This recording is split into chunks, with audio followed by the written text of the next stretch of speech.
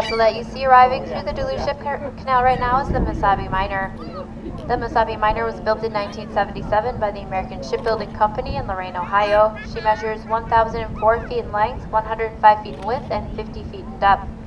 She's powered by two 8,000 horsepower 16-cylinder peel-stick diesel engines, which give her a top speed of 15 knots or about 17 miles an hour.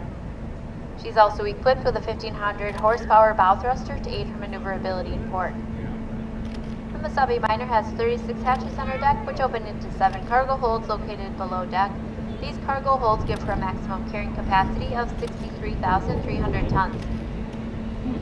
Above her deck is a 265-foot self-unloading boom, which allows her to unload her own cargo at a rate of 10,000 tons per hour for coal without the aid of shoreside equipment. The Mesabi Miner is currently owned and operated by the Interlake Steamship Company of Middleburg Heights, Ohio.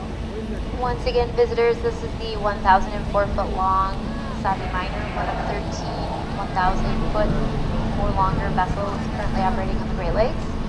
She's built in 1977.